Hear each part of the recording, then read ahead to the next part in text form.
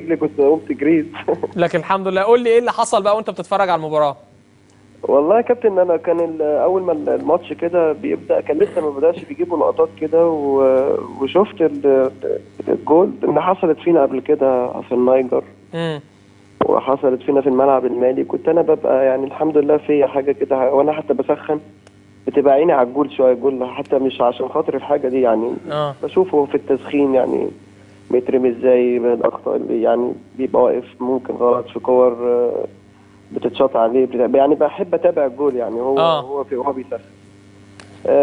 لاحظتها في ماتش الملعب المالي وساعتها برضو كان الدنيا كانت واقفه، بس يعني بقول الحمد لله دي توفيق ربنا في الاول يعني. كلمت مين؟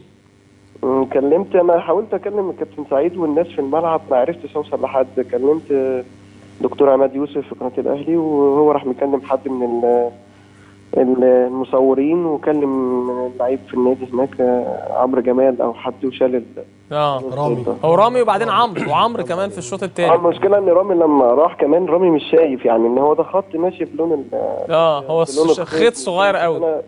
كلمت عماد يوسف تاني قلت له لا، هو قال لي رامي راح ودور، قلت له لا ده هو خيط بلون رامي بيدور اهو، بص عمال يقول فين الخيط. وبيقري كمان بيقري. مش شايفه، ما هو حطه على الجير، هو حطه على الجير. مش لاقيه. كابتن كريم هو ده حصل معانا في النيجر قبل كده. فاكر ايام المعزه انت كنت موجود؟